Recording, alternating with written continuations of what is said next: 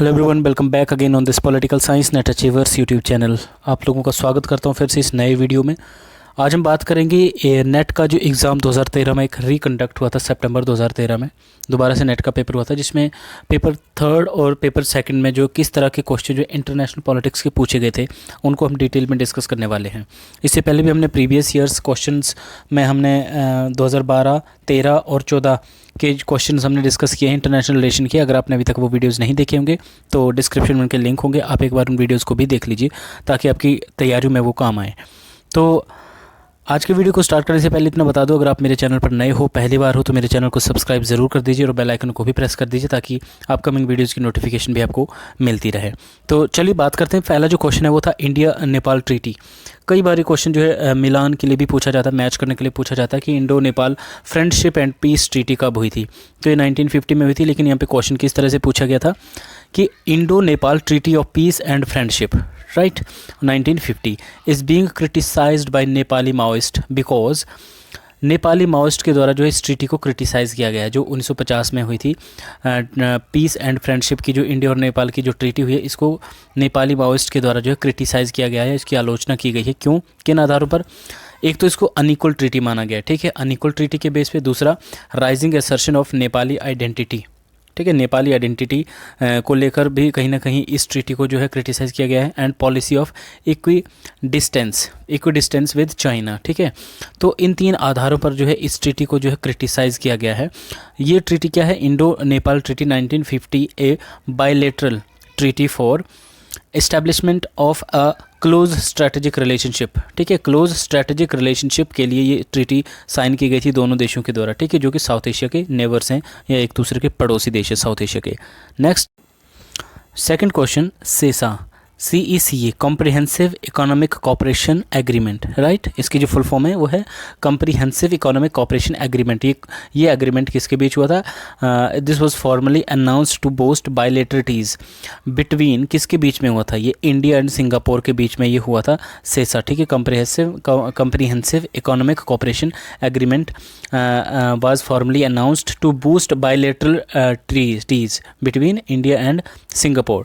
The India and Singapore CECA was successfully concluded and was signed on, कब इसको sign किया गया था?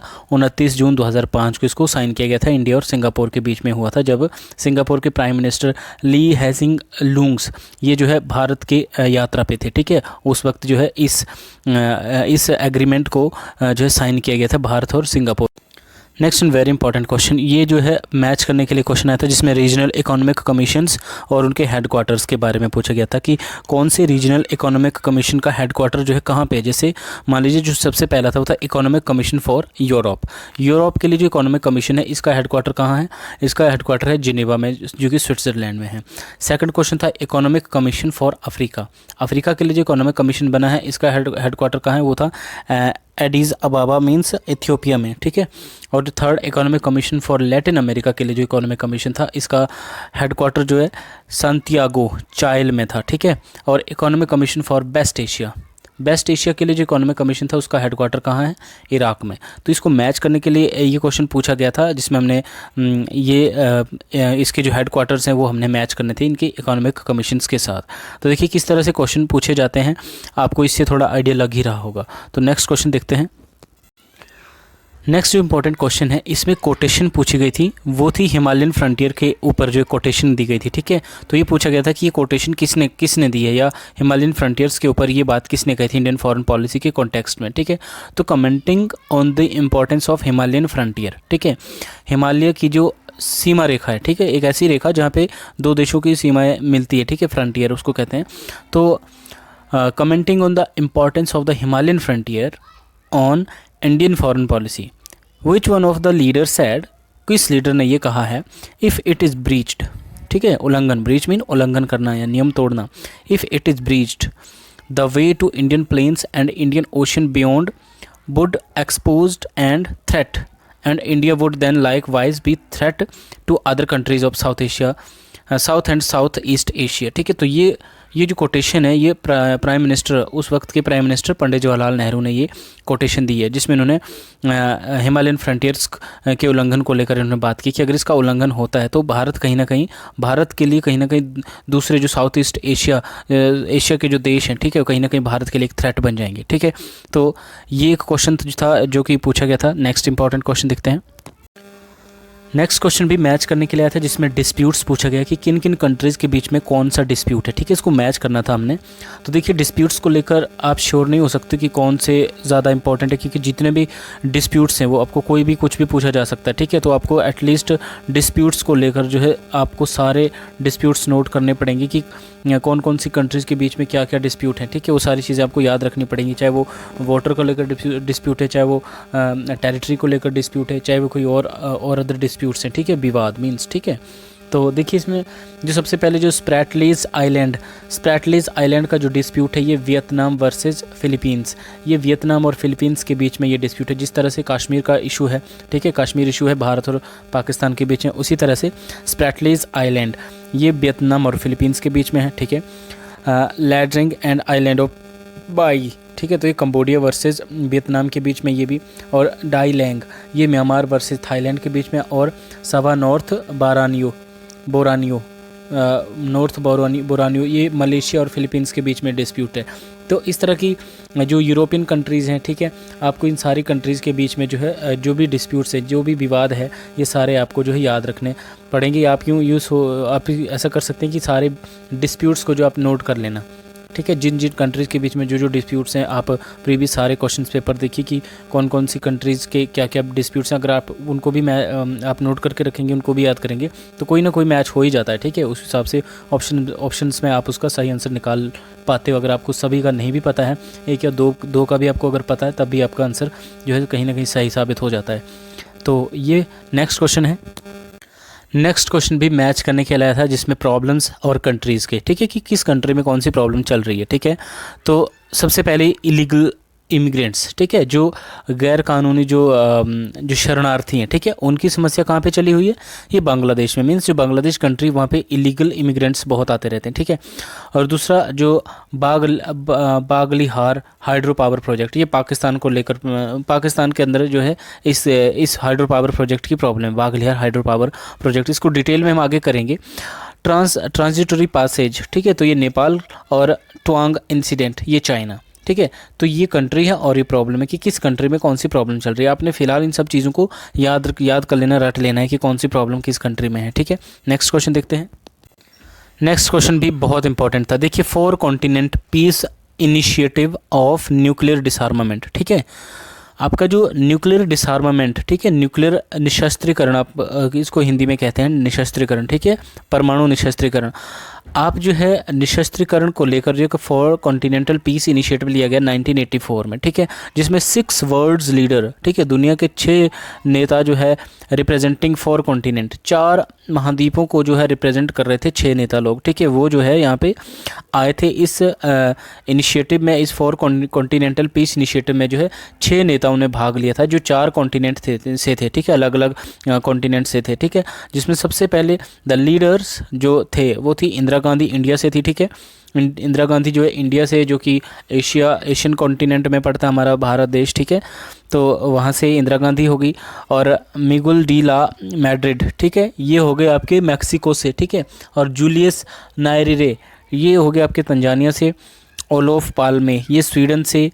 एंड्रियास पेपोन्ड्रियाउ ये ग्रीस से हो गए। और राउल एफ्लोन्सिन ये अर्जेंटीना के थे। ठीक है, तो इनका मेन पर्पस क्या था, decried the arms race and urged detente, ठीक है, शांति लाना था, कहीं ना कहीं आर्म रेस को जो है कहीं ना कहीं एक आर्म रेस को डिक्राइड करके, मतलब उसको कम करके एक जो हथियारों की, जो शस्त्रों की जो दौड़ है, उस दौड़ को कंट्रोल करके पीस लाना था। ठीक है, कहीं ना कहीं पीस की बात की जा रही है, शांति की बात की जा रही है। तो ये कब हुआ था, 4 continental piece initiative of nuclear डिसआर्मामेंट, कब हुआ था 1984 में, जिसमें कितने लोग थे, 6 नेता लोग थे जो आपके 4 कॉन्टिनेंट से। ठीक है, तो आपने इनके नाम भी याद रखने हैं, और मेन बात यह है कि ये ईयर याद रखना है। ठीक है, कि किस ईयर, क्योंकि मैच करने के लिए इस तरह के क्वेश्चन मोस्ट ऑफ टाइम पूछे जाते हैं। ठीक है, तो ये क्वेश्चन हो गया, बहुत इंपॉर्टेंट क्वेश्चन था।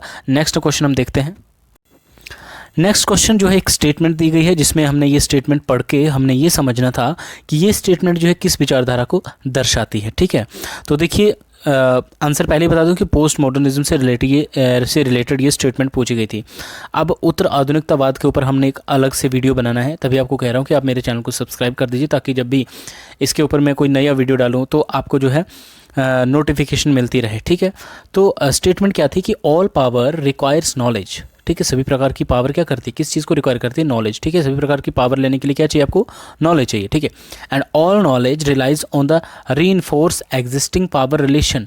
ठीक है, ऑल नॉलेज, सभी प्रकार की नॉलेज किस पे रिलाई करती है, एग्जिस्टिंग पावर रिलेशन पे। ठीक है, तो अब क्या है कि ये चीज़ किससे संबंधित है, पोस्ट मॉडर्निज्म से। ठीक है, देखिए उत्तराधुनिकतावाद में क्या माना जाता है, नॉलेज को लेकर बात की जाए तो नॉलेज वो नहीं जो मैं किसी बुक को पढ़ रहा हूँ और ऑथर ने जो मुझे नॉलेज दी हुई है उसमें, वो ट्रू नॉलेज नहीं मानी जाती। True knowledge in the sense, true knowledge वही नॉलेज होगी कि जिस सेंस में मैं उस चीज़ को समझ रहा हूँ, एक पर्टिकुलर बुक को मैं पढ़ रहा हूँ। ठीक है, लेखक ने क्या लिखा ये मैटर नहीं करता, लेकिन मैंने उस चीज़ को क्या समझा ये मैटर करता है, वही मेरी ट्रू नॉलेज है, एग्जिस्टिंग नॉलेज है मेरी। ठीक है, एग्जिस्टिंग पावर रिलेशन। ठीक है, तो वो उस चीज़ को कौन दर्शा रहा है, पोस्ट मॉडर्निज्म दर्शा रहा है।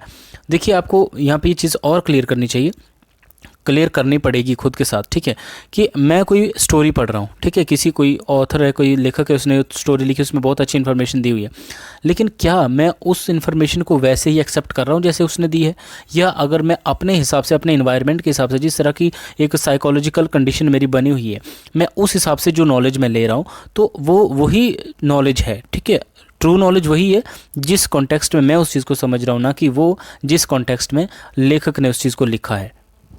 इस तरह से ये स्टेटमेंट किससे रिलेट करती है, ये पोस्ट मॉडर्निज्म से रिलेट करती है। And post modernism distrust of any account of human life. ठीक है, which claim to have direct access to the truth. ठीक है, मतलब पोस्ट मॉडर्निज्म में डायरेक्ट ट्रुथ की बात की जाती है, सत्य की बात की जाती है। तो सच ये है कि जिस कंडीशन के अंदर बैठ के आप कोई पर्टिकुलर चीज़ को देख रहे हो, ठीक है, वही आपकी ट्रू नॉलेज है। ठीक है, तो ये क्वेश्चन हो गया। नेक्स्ट हम देखते हैं।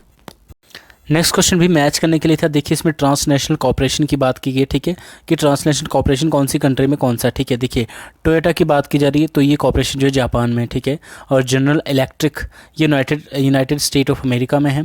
नेस्ले ये स्विट्ज़रलैंड में है, और इलेक्ट्रोलक्स ये कनाडा का एक ट्रांसनेशनल कॉपरेशन है। ठीक है, तो इस तरह से भी क्वेश्चंस कई बार पूछे जा सकते हैं, तो ये भी हमारी नॉलेज में होनी चाहिए चीज़ें। ठीक है, नेक्स्ट क्वेश्चन देखते हैं। नेक्स्ट क्वेश्चन रीजन और असर्शन का था। ठीक है, assertion as per the dependency model under development is caused by the factor external to the poor countries. ठीक है, डिपेंडेंसी मॉडल के अनुसार यहाँ पे ये बात की जा रही है। ठीक है, कि डिपेंडेंसी मॉडल के अकॉर्डिंग अंडर डेवलपमेंट जो एक अल्प विकास है, ठीक है, it is caused by the factor external, ये एक्सटर्नल फैक्टर की वजह से टू द पुअर कंट्रीज। ठीक है, जो गरीब देश है, ठीक है, उनका जो एक जो डिपेंडेंसी है दूसरे देशों के ऊपर, ठीक है, उस वजह से जो है कहीं ना कहीं एक अल्प विकास जो है होता है। ठीक है, तो इसका रीज़न क्या है कि जो डेवलपिंग वर्ल्ड है, ठीक है, डेवलपिंग जो विकसित होते हुए देश हैं, ठीक है, विकासशील देश हैं, ठीक है, countries, they are dominated by foreign capital interest originating in developed waste. ठीक है, मतलब यहाँ पे ये बात की जा रही है कि जो आपके विकासशील देश है, ठीक है, उनको भी डोमिनेट किया जाता है किसके द्वारा, foreign capital interest originated in developed waste. ठीक है, वेस्ट की जो कंट्री जो डेवलप्ड जो विकसित है, ठीक है, उनके द्वारा जो उनका जो फॉरेन कैपिटल इंटरेस्ट है, ठीक है, जो